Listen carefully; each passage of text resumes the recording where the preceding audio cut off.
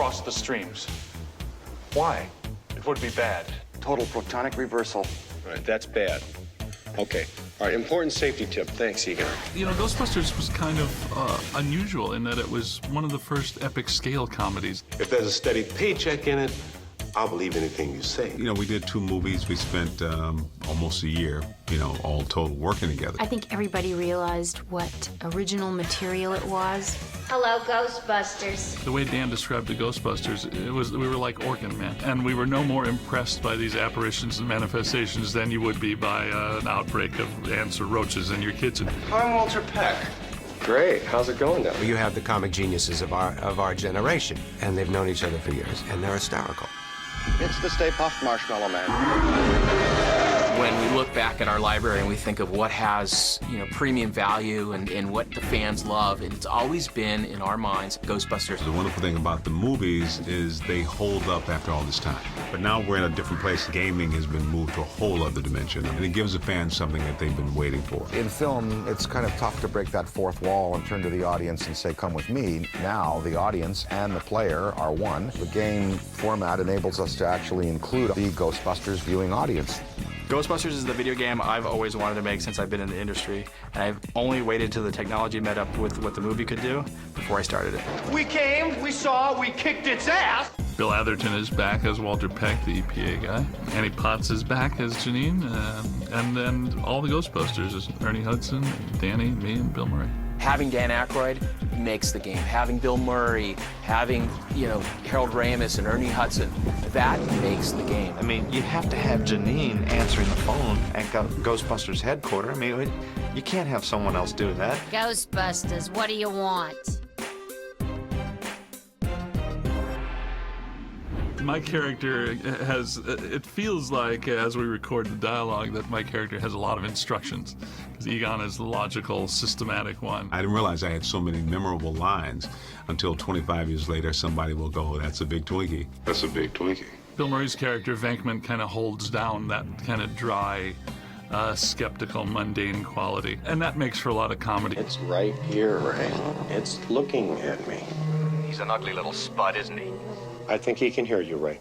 If there was a movie script as long as a game script, the film would be like all the Lord of the Rings films strung together. It's about 1,000 pages because you have to cover all these alternatives. When I first heard about it, I thought, okay, well, you know, maybe it will be different, but all the characters really ring true. It looks more like the sequel than a game. It tells the third story. You know, I watched the first 2 movies in preparation for it, and harken back to that enthusiasm that I had when I first wrote it. When Dan announced that, you know, he and Harold would actually love to write the script, that you're like, because you're worried, you know, can we pull off the comedy of those first 2 films? Well, now we have the script writers from those films. This chapter of Ghostbusters takes place in 1991, 2 years after Ghostbusters 2, because they wanted enough time to pass where things can settle down from the last movie. Always wanted a marine component to the Ghostbusters, so in the game there might be structures in and around the river outside Manhattan Island.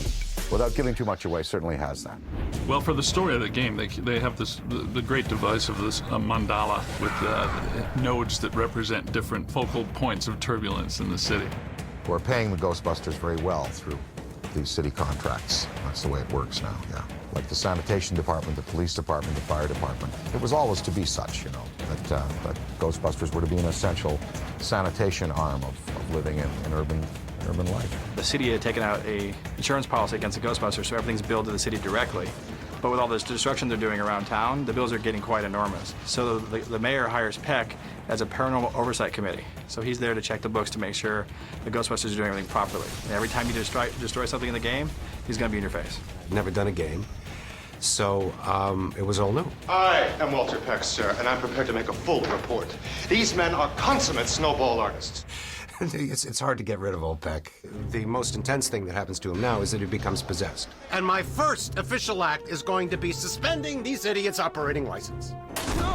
Yeah, they needed a average-looking Joe Blow off the street to play the rookie character, and I successfully campaigned for that spot. You'll recognize the back of my ears really well.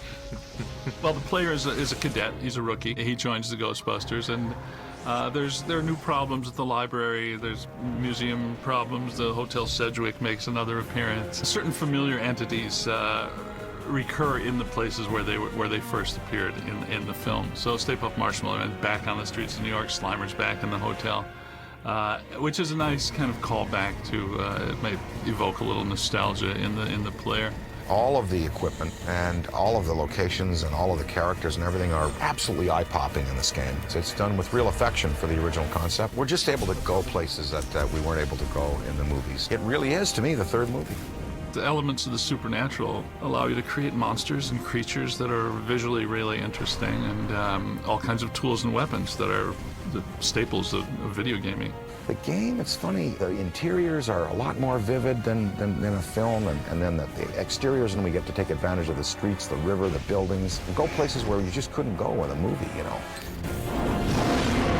The gameplay in this game is unique. You're shooting a proton pack that's nuclear charged. It should blow up in a 3-mile radius, and you're using it to wrangle ghosts. And it's more of a, you're not shooting to destroy, you're shooting to capture. So this is the first game where you're out there and you're wrangling things and moving things around into a trap. You're trapping beings. If you were going to either trap ectoplasm or trap a full material apparition, you'd have to do it on a subatomic particulate level. You'd need some pretty sophisticated equipment. I figure it would cost about $90 billion to build actually build a prototype of one of those things. Dan immediately came back and told us, no, they need to be called this, this, and this, and he had definite technical terms. Bosons are the inner parts of the atomic structure, and they're very elusive, like mesons, muons, gluons. There's a whole science now that tries to trap these invisible particles. It's very dangerous playing with this stuff.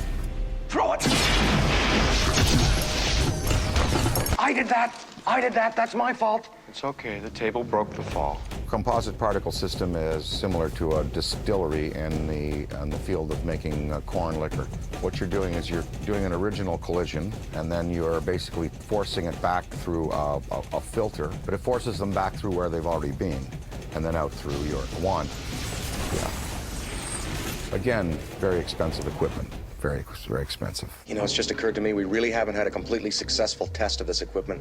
I blame myself. So do I. Well, no sense worrying about it now. Why worry? Each of us is wearing an unlicensed nuclear accelerator on his back. When we set out to work with the developer, we interviewed actually quite a few, and Terminal Reality came in with a demo that quite honestly blew us away. Infernal Engine, our internal engine here at Terminal Reality, really allows us to create a living, breathing world, so to speak. We can put literally thousands of objects moving through the environment at once. You can blow apart things. Pretty much in a video game, you have to have walls, a floor, and a ceiling. Other than that, everything's fair game to be destroyed in Ghostbusters. In Ghostbusters, the video game, there's a lot of different equipment that the player has at their disposal. We've kind of taken the traditional proton stream and we've added some elements to it. If this was a movie, there wouldn't be the level of environmental destruction. We kind of go above and beyond. All the crowds, all the individual people actually have their own AI. There's no flocking AI. It's not hurting. I think one of the biggest challenges of working on this game is everybody wants this to be a great game. And then we bring to that the burden of knowing that gamers out there want this to be a great game.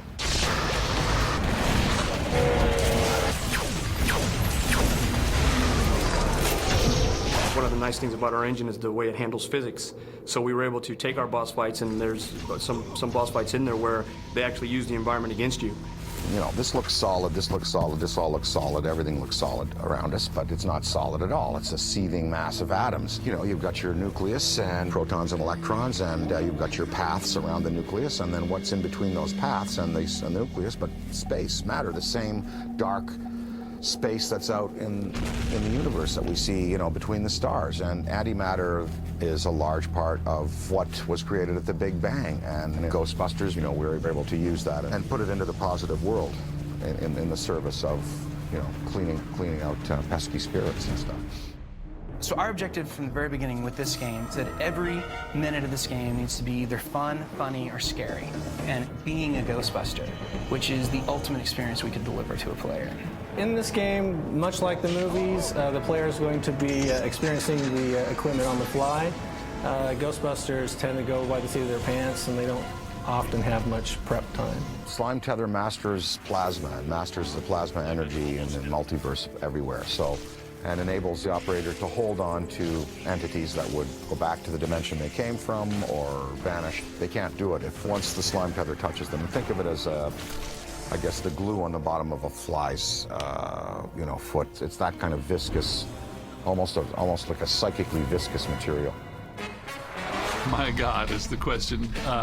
No, but if asked, I always say I'm a god, yeah. Are you a god? No. Then We've actually managed to surprise most people at the end. There is a twist ending where people are actually taken aback. I do feel the fans have been looking for something else, ever since we did the second one. We felt like of all the movies that we have, this definitely is a video game. It's a special moment for all the Ghostbusters fans that have been wanting another storyline for Ghostbusters for 20 years, and to get the talent back together, to get the band back together, to get Sony willing to say yes, it's a perfect storm with the right engine, right license, and right talent. Get her!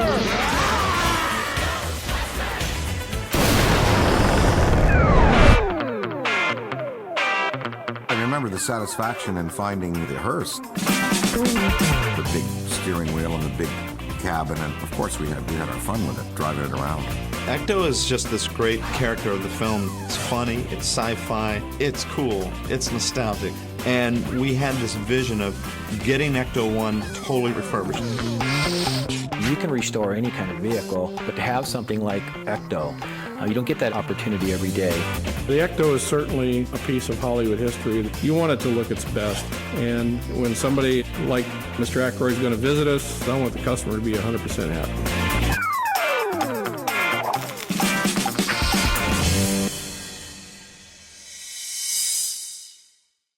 One of the interesting things when we started the refurbishment piece was realizing that Ecto-1 really is the genesis of Dan. He knew that there was this car he had in mind. Dan is so technical.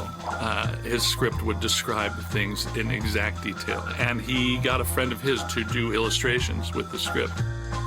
The car originally was black with all kinds of really black electronic brushed boxes on it and deep purple lights and everything. And then we paint it up and bring it out as follows. This was a lighter and kind of a brighter paint scheme. You can see that we made the right decision there. Dan had always wanted to have an old used ambulance as the basis for the Ectomobile. And that just seemed so funny and so right for the movie. Because it kind of looks a bit clown car. I mean, and we did have some great clowns in the picture. We came, we saw, we kicked its ass. The car is based on a '59 Cadillac, Series 62. Miller Meteor built those cars for ambulance and hearse setups. You go back to 1959, the car designers at the time wanted to make this car look like it could fly. It has elongated tail fins. It's got a very big body, almost like a spaceship or an airplane. We needed streamlining, be able to corner, be able to go through tunnels in New York City. But it also had to have the capacity to carry the 4 people, and also just the level of equipment we had to carry. They're heavy. They're not the best handling cars in the world. So some of the stuff that they put the car through in the show is pretty amazing for the amount of weight that was in the car. Ecto actually makes a great appearance. It's probably one of my all-time favorite grand entrances in a film. It's like a superhero tearing out of a phone booth. You just can't get better than that big barreling 1959 Cadillac chassis rolling down the street with that siren blazing in wild colors. Looking the way it did with this logo on the side, you had to smile, you had to laugh. So it achieved what we wanted it to right away.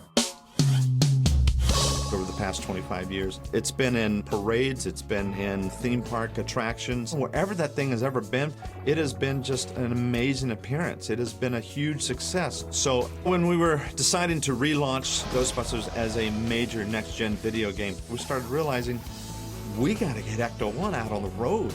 And that's a great realization, but then the next dawning was, yikes, it needs a lot of work, Needs some suspension work and shocks and brakes, brake pads, lining, steering box, transmission, rear end.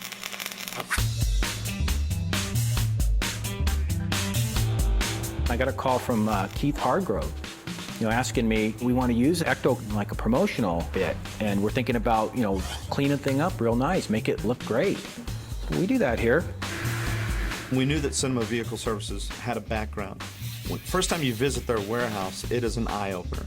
If you say, I need 17 police cars from circa 1984, they have it, or they'll build it. And Ecto-1, we just felt like we had a perfect fit, and that's when the refurbishment process really took off.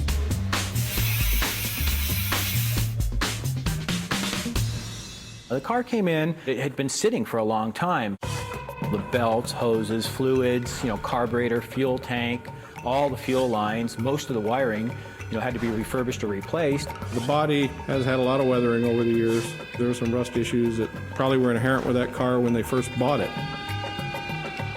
When we first started with ECTO, we probably took 200 pictures from every angle, inside, outside, under the hood, every little, almost the screws, And then it really helps out when you're restoring a vehicle. The basic premise of it was that we wanted to make, especially the exterior ECTO-1, as close to the original was.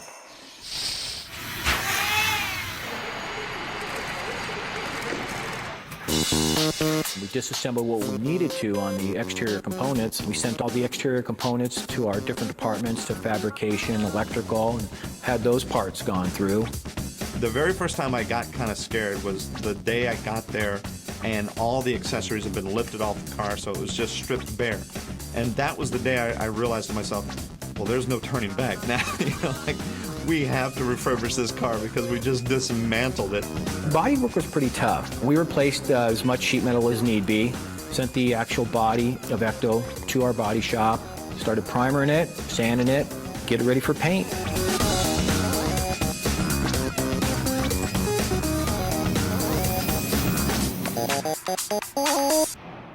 And then it was time to put ECTO back together. We end up restoring the light bars on the top of ECTO, replacing the lens, polishing some lenses. A lot of the old motor mechanisms, we had to upgrade them and put newer motors in them. And then I remember we ran that car for about a day and a half. Literally about 12 hours a day, just to try to get it to fail. And there were certain things that did fail. We wanted to make sure it was dependable. While this process was going on, he said, Sony's talking about giving us some audio-video components. You guys capable of doing that? Sure. A few issues on the audio equipment that you and I have been talking about is making sure, first of all, that when we put it in, it doesn't look too out of place. We need to sneak it in strategically to where everyone doesn't go, hey, that wasn't a part of the original. So we want to keep the asset pure. They wanted to upgrade it a little bit, but there again, just not take away from the fact of what it was. Instead of just plopping speakers where people would traditionally put them in door panels, we're going to hide them.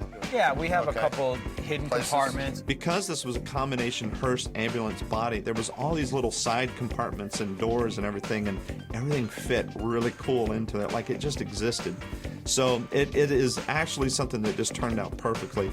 Even the DVD audio-video system we put up in the upper compartment, where the divider panel is between the driver compartment and the rear compartment. It's all hidden away, so when you look in ECTO, it doesn't look like this thing's been completely modified. The reaction you get having that car here is unbelievable. Everyone that came here, if they had a glimpse of it, it's, oh wow, it's ECTO, I want to take a photo with it. It's like, oh no, you can't. As far as the fan aspect of it, we were doing research on the cars, and I came across fan websites, and it's kind of neat that these people build replicas of cars. I'm all for that. I couldn't believe how many different vehicles that are being built out there. I mean, it's like they're into it.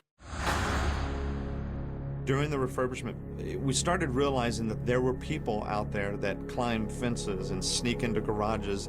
Basically, I felt like a detective. I had to watch people coming in the shop. I actually caught a couple guys with a camera. I had to chase them all around. But, I mean, that's how much attention that car gets, where you can get people trying to sneak in our shop taking pictures. There's always stuff that comes up that you don't anticipate, especially when you're working on a 40-year-old car. It was a bit of a challenge trying to find some old bits and gadgets to restore some of the outside pieces. So a lot of it was just handmade stuff. We got stuff from all over the world. The windshield came out of South Africa, if I'm not mistaken. I was really worried that the chrome, you're not going to find too many chrome pieces that fit a 1959 Cadillac anymore. And if you do, it's probably going to need an extensive amount of polishing and refurbishment. Well, everything we did to ECTO, it was a little tricky, but once you start putting all the chrome on it, that's when you start seeing the car. And then last and least is pretty much just the upholstery and the paint work on it. We polished up the gurney. We're able to do a lot of stuff with the electronics. And you step back and you look at it and you go, that's cool. Yeah, that looked good. Yeah, that's nice. We started realizing, step by step, we were getting there. We were actually getting closer. Great. Oh, well. We knew we sort of had a VIP coming, and it wasn't just to drop by. We knew that it was also sort of an unofficial approval process of how well did we do. Sir? How do you do? Mr. Aykroyd, Ray Claridge. Ray, thank you so much for welcoming me to the gates of heaven, Cinema Vehicle Services. Only in Hollywood could you have a place like this. There was a buzz around the shop when the word got out that Dan Aykroyd would be here. Everybody was coming up to me, oh, is that true? People that I have working for me, a lot of them been here for a long time. So certainly when somebody like Mr. Aykroyd is going to visit us, you know, it's a big boost for us. Well, there was a little anxiety, you know, getting to meet somebody that you used to watch as a kid, you know, and now I'm working on stuff that he's working on. Everything kind of led up to that meeting. And so there was an extra level of nervousness on my part. It was like, is Dan gonna like, you know, this car? But let us show you what we did. Wow, look at that Cadillac.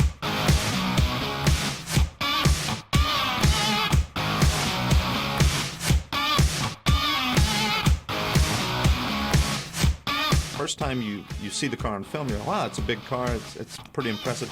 First time you see it in person, I mean, it is honking huge. It's the prehistoric SUV. Congratulations, first of all.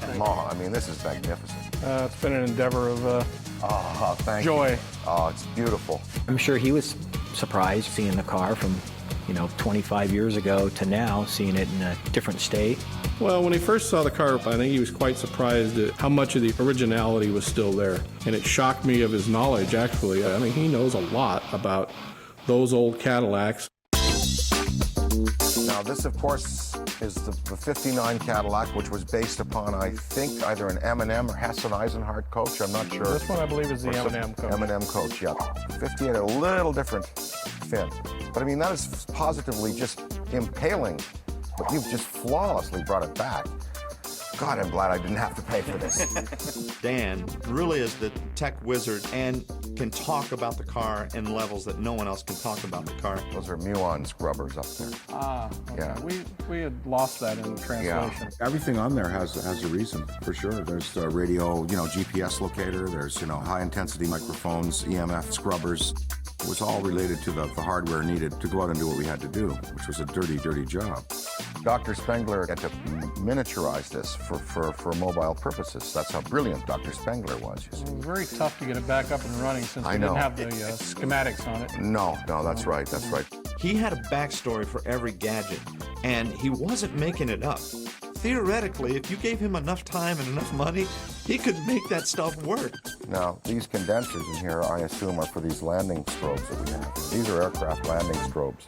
You really get that thing that it was not just another prop, that it wasn't just something in their holster. It was like a buddy that was along the ride for the filming. Even when the camera wasn't working, I think we took it for a few spins. I know Murray and I went around the corner for a cigarette. In it a couple of times, absolutely. I used to take naps in the back seat there because you've got the jump seats, and it was the perfect length to stretch out. We were in the back seat, and he was looking at the DVD display of the movie. And at that moment, he was just a guy enjoying the movie and enjoying the car. Kind of brings it all back again. I'm so proud of the way it holds up, really. The film holds up really, really well. Yeah, I think he wanted to, just for old time's sake, get in it and rev it up and drive it, and just to bring back his memories, too. Sounds good. Cool. Oh, he was chomping at the bit, I think. He jumped right in and fired it up. Feels good, man. So we're going to take this thing for a little cruise. It's got that beautiful Cadillac motor. I pushed it pretty hard at driving it, absolutely. I got some sparks out of it and leaned on it a little bit. Oh, yeah, they got it running good. Just seeing him take off and hearing him corner around a couple of corners, it was like, oh, that was cool. That was cool watching those two get together again. I think he'd have taken it home if he could have, but it made it out and it made it back, so our job was done. As we were really getting close to the end of the refurbishment process, it was quite a journey. There was a lot that we were impressed with Cinema Vehicle Services. We did this for the promotional value, of course, but as the process kept going, we started realizing we're doing this really for the fans. We put so much time and effort into the car. The thing means a lot to me. You know, seeing it finished from when it first got here to, you know, it leaving completed, I'll have memories forever. And having Dan Aykroyd come over, I mean, God, that's something that, you know, I'll be telling my grandkids about for years. You know, this is the real car. And that's what was special to us. You know, if Sony would have come to us and said, look, we want to build 3 copies of the ECTO, you know, it'd have been another job. But when you get to take a piece of Hollywood history and rebuild it, and then a new generation of fans get to see it, that's special. ECTO-1 really holds itself well up there in the pantheon of movie vehicles. The people who worked on the car were able to elaborate on it to the magnificence that you see here. I never thought I'd see it shined up and looking so good.